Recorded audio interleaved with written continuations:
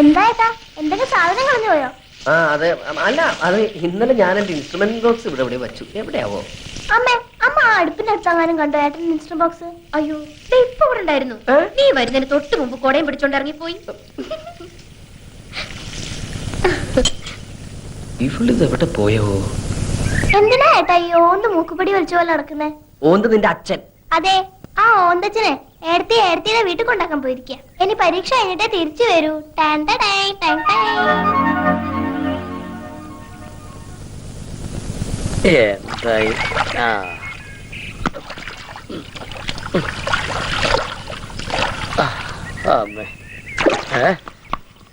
മോളിലല്ല, ഇവിടെ എവിടെ? നാളെ മുത്തശ്ശിയുടെ പിറന്നാളാ. കുളത്തിൽ കുളിക്കണം എന്നൊരു ആശ, അതുകൊണ്ട് വൃത്തിയാക്കുക. നല്ല വഴുക്കലുണ്ട്, മഴയുള്ളതുകൊണ്ട് ആഴവും കൂടും. അതാ കുളിച്ചോട്ടെ ഞാനും കരുതിയത്. നല്ലോണം മുങ്ങി കുളിച്ചോട്ടെ, ഇനി പൊങ്ങാണ്ടിരുന്നാ മതി. അല്ല മാഷേ, വെളുക്കാൻ വല്ലതും തേച്ചോ മോത്ത്? പാണ്ടായിരിക്കുന്നു. ഇന്നലെ രാത്രിയിൽ പറ്റിയതാ. മിന്നലടിച്ചാണെന്ന് തോന്നുന്നു. പക്ഷെ ഇടിയും വെട്ടിയില്ല, മഴയും കണ്ടില്ല. എന്ത് കൂടോത്രാണാവോ? കൊണ്ടുപോവാൻ ആത്മാക്കൾ പാഞ്ഞു വന്ന് പോയതാവും. ഒരു പുരാവസ്തു ഇരിക്കണ വീടല്ലേ. പുരാവസ്തു? മുത്തശ്ശി. മാഷത്തെ കാര്യം അത്. മാഷേ, എനിക്കൊരു 100 രൂപ കടം വേണമായിരുന്നു. കക്കുമ്പോ തിരിച്ചുതരാം. അല്ല, കിട്ടുമ്പോ തിരിച്ചുതരാം. എന്താ ഇപ്പൊ കാശിന് ഇത്ര ആവശ്യം? എന്റെ ഒരു കൂട്ടുകാരൻ ആക്സിഡന്റ് പറ്റി നട്ടെല്ലൊടിഞ്ഞ് ആശുപത്രിയിൽ ബോധമില്ലാണ്ട് കിടക്കുക. അവന് തിന്നാൻ ഓറഞ്ചോ ആപ്പിളോ രസഗുളയെങ്കിലും വാങ്ങിക്കൊണ്ട് പോണം. വെറും കൈയോടെ ചെന്നാ അവൻ എന്ത് വിചാരിക്കും? എന്ത് പ്രായം വരും? KK സുനിൽ, വയസ്സ് 23. വിവാഹിതനാണോ? അല്ല. ഓ, എന്നെ പോലെ തന്നെ. അല്ല മാഷേ, അത് കാശ്. നീ പിന്നാമ്പറത്ത് ജനലിന്റെ അടുത്തേക്ക് വന്നേക്ക്. കഴിഞ്ഞ പ്രാവശ്യത്തെ പോലെ മുത്തശ്ശി കാണരുത്. ഞാൻ അവരെ വലിച്ച് കുളത്തിലിടട്ടെ. ഓ, ആരാടോ ഇയാള്? അവിടെ ആളർക്കാം. വേഗോട്ടെ അവിടെ കഴിഞ്ഞപ്പോ താൻ എവിടെ പോയിരുന്നു? മകന്റെ ബന്ധു വീട്ടിലേക്ക്. ആ കുട്ടി അവിടെ കൊണ്ടുവന്ന് ആക്കി. കൺവെട്ടത്ത് പാലിരുന്ന ഏത് പൂച്ചയാടോ കുടിക്കാൻ? പരീക്ഷ കഴിയുന്നവരെ അവന്റെ ശ്രദ്ധ വേറെ ഒന്നിലേക്ക് മാറാൻ പാടില്ല. ഇപ്പം മനസ്സിലായി. എന്ത്? എന്റെ 100 രൂപ തന്നെ ചതിച്ചു. എന്റെ കയ്യിൽ നിന്ന് വാങ്ങിയ 100 രൂപയും കൊണ്ട് അവൻ അച്ചി വീട്ടിലേക്ക് പോയിരിക്കണേ. താൻ എന്തൊരു മണ്ടനാടോ. മാലു അവനിവിടെ വിലക്കപ്പെട്ട കനിയാണെങ്കിൽ അവിടെ വിധിക്കപ്പെട്ട കനിയാ. ടാക്സി.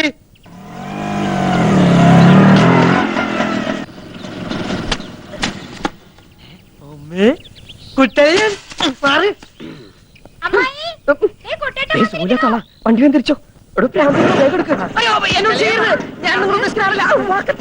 കുട്ടലിന്റെ തന്ത ഇപ്പൊ തന്നെ വന്നുള്ളൂ. ആണോ? ആപ്പിൾ ഓറഞ്ചൊക്കെ കുട്ടിക്ക് കഴിക്കാനാ. എന്നിട്ട് അപ്പൊ തന്നെ ഇന്ത്യ വിട്ട വാണം പോലെ തിരിച്ചു പോന്നു. എന്നിട്ട് മാലിന്യം കൊണ്ട് തിരിച്ചു പോയി. എന്താ കുട്ട ഒരു വിവരമില്ലാണ്ട്?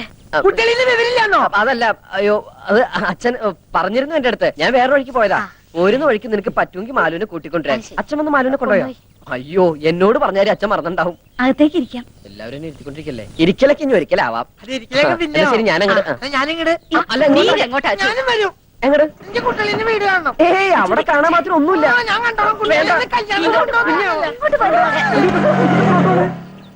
അമ്മയ്ക്കും പുനരച്ഛനും ഭാര്യയ്ക്കും ഉണ്ണാൻ പോലും കൊടുക്കുന്നില്ല ചിലർ. അഗ്നിസാക്ഷിണിയായൊരു പത്നിയെ സ്വപ്നത്തിൽ പോലും കാണുന്നില്ല ചിലർ. കണ്ടങ്ങിരിക്കും ജനങ്ങളെ കണ്ടില്ലെന്നു വരുത്തുന്നതും ഭവാൻ. 2-4 ദിനം കൊണ്ടൊരുത്തനെ ഫ്രണ്ടിലേറ്റി നടത്തുന്നു. നീ വന്നോ? ആശുപത്രിയിൽ നട്ടലൊടിഞ്ഞ് ബോധമില്ലാതെ കിടക്കുന്ന സുഹൃത്തിന് താൻ ഫ്രൂട്ട്സ് കൂടാതെ ബ്ലഡും കൂടി കൊടുത്തോ? എന്താ മുഖം വല്ലാണ്ട് വിളറിയിരിക്കുന്നു. 2 സ്ട്രായുമായിട്ട് അങ്ങോട്ട് ചെല്ലുക. അവിടെ ഒരു ഡ്രാക്കുല നിന്റെ ബ്ലഡ് ഊറ്റി കുടിക്കാൻ കാത്തിരിക്ക. ഇങ്ങനെ. ആരാടാ ഡ്രാക്കുള? നിങ്ങളെ അല്ല, എന്റെ അപ്പൂപ്പൻ, നിങ്ങളുടെ കെട്ടിയോൻ. വന്നല്ലോ ഉത്തരക്കല്ല്. നേരെ കുളിമുറിലോട്ട് ചെല്ല്. ചൂടുള്ളതും കുഴമ്പ് റെഡിയാ. നന്നായിട്ട് തേച്ചങ്ങട് കുളിക്ക. അല്ലാണ്ട് ഓടി ക്ഷീണിച്ചതല്ലേ. ഈ മാസമെങ്കിലും 100 രൂപ സമ്പാദ്യപ്പെട്ടിടാമെന്ന് വിചാരിച്ചതാ. അത് ഗോപിയായി.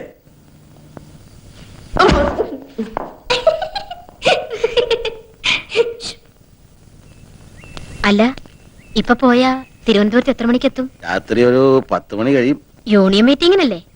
എല്ലാം കഴിഞ്ഞ് നാളെയും എത്താൻ പറ്റുമോ? എത്തും. കഴിഞ്ഞാലും കഴിഞ്ഞില്ലെങ്കിലും എത്തും. രാത്രി മഴയ്ക്കുള്ള സാധ്യതയുണ്ട്. നല്ല തണുപ്പും കുളിരും ഒക്കെ ഉണ്ടാവും. ഈ ഒറ്റ ചിന്തയുള്ളൂ. അയ്യടാ, നിന്റെ കാര്യം അല്ല പറഞ്ഞത്.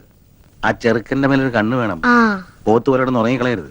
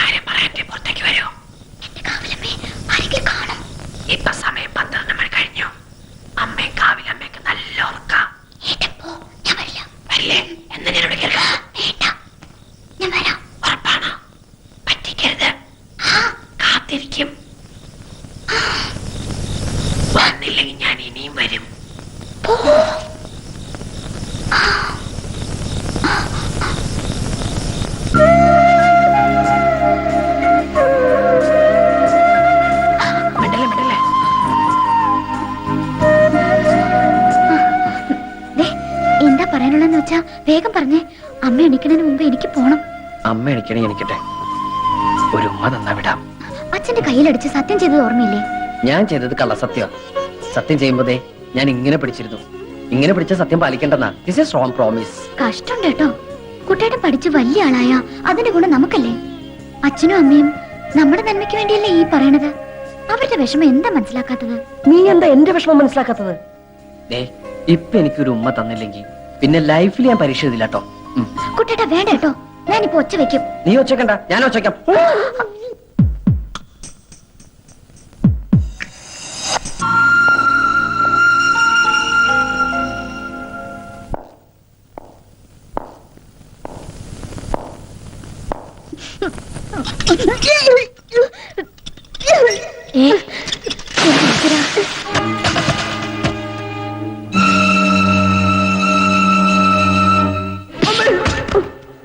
ഏതൊക്കെ വഴിയില എന്നെ തോപ്പിക്കാൻ പറ്റുക നോക്കി നടക്കുക അല്ലടാ. എന്താ അച്ഛാ?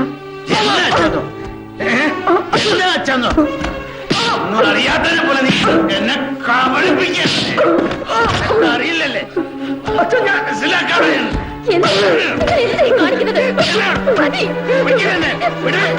ഒന്ന് കുളത്തി തകഞ്ഞൻ. ഇങ്ങനെ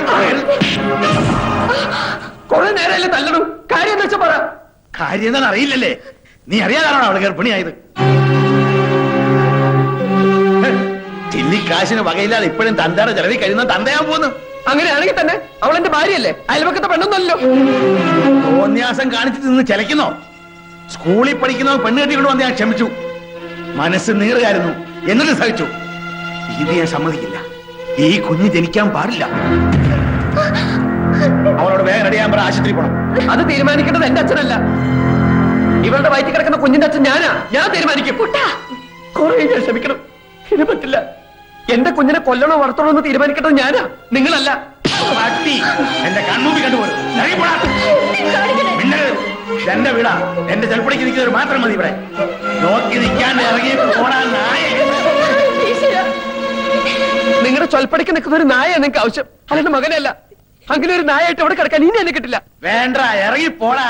ഇങ്ങനെ ഒരു മകൻ എനിക്ക് ജനിച്ചിട്ടില്ല ഞാൻ വിചാരിച്ചോളാം. ഇറങ്ങി മാറി നിന്ന് മോങ്ങാതെ. ഞാൻ വഴിയുള്ള ബന്ധം നീ ഇവരും തമ്മിലുള്ളൂ, അത് ഇന്നു പോലും ഇല്ല. ഞങ്ങളുടെ കുഞ്ഞിനെ വേണ്ടാത്ത ഈ വീട്ടിൽ ഞങ്ങളും വേണ്ട. വാടി ഓട്ടടി, നശിക്കാനുള്ള ജന്മങ്ങൾ നശിച്ചേ തീരൂ.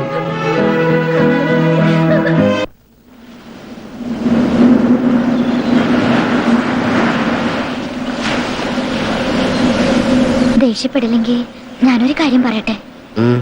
നമുക്ക് എന്റെ വീട്ടിലേക്ക് പോയാലോ? കുട്ടേട്ടന് എന്തെങ്കിലും ഒരു ജോലി കിട്ടണവരെ നമുക്ക് അവിടെ താമസിക്കാം. എന്നിട്ട് വേണം അച്ഛന് കൈകൊട്ടിച്ചിരിക്കാൻ. സ്വന്തം വീട്ടിൽ നിന്ന് വഴക്കിട്ടിറങ്ങിയ അഭിമാനി അച്ഛൻ വീടിന്റെ അടുക്കളയിലെ താമസം എന്ന് പറയിപ്പിക്കാൻ. അതിന് എന്നെ കിട്ടൊന്നുമില്ല. വാശിയുള്ള അച്ഛന്റെ മോൻ തന്നെ ഞാനും. ഇപ്പൊ എന്റെ മനസ്സിൽ ഒന്ന് മാത്രമേ ഉള്ളൂ, രാത്രിയാവുന്നതിന് മുമ്പ് നിന്നെ സുരക്ഷിതമായ ഒരു സ്ഥലത്താക്കുക. എവിടെ? ഇവിടെ അടുത്ത് കന്യാസ്ത്രീകൾ നടത്തുന്ന ഒരു വർക്കിംഗ് വിമൻസ് ഹോസ്റ്റലുണ്ട്. അവിടെ നീ സേഫ് ആയിരിക്കും. അതിന് ജോലിയുള്ളവർക്കല്ലേ അവിടെ അഡ്മിഷൻ കിട്ടൂ. അതിനൊക്കെ പരിഹാരം ഉണ്ടാക്കാം. പക്ഷെ അതല്ലല്ലോ പ്രധാന പ്രശ്നം. കല്യാണം കഴിഞ്ഞവരെ അവിടെ അഡ്മിറ്റ് ചെയ്യില്ല. അപ്പൊ പിന്നെ എന്ത് ചെയ്യും? അതിനിപ്പോ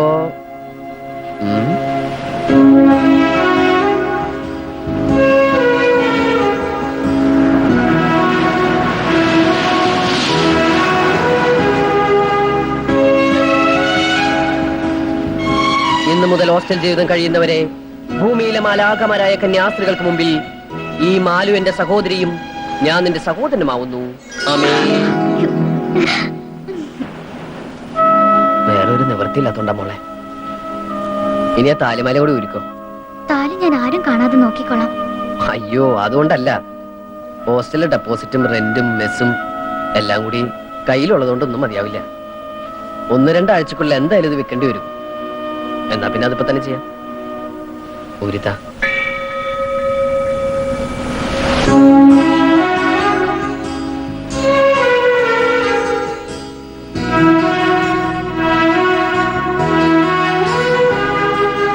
പരീക്ഷയിൽ ജയിക്കാൻ അമ്മ സരസ്വതിയുടെ അമ്പലത്തിൽ നിന്ന് പൂജിച്ച് കെട്ടിത്തന്ന ചരടാ ഇത്. താലി ചരടാക്കാം. അന്ന് കല്യാണത്തിന് താലി കിട്ടിയതൊന്നും എനിക്ക് ഓർമ്മയില്ല. ഇന്ന് മനസ്സമാധാനത്തോടെ ഈ ശുഭമുഹൂർത്തത്തിൽ കടലമ്മയെ സാക്ഷി നിർത്തി ഓമനക്കുട്ടൻ മാലുവിന്റെ കഴുത്തിൽ താലി കെട്ടുന്നു.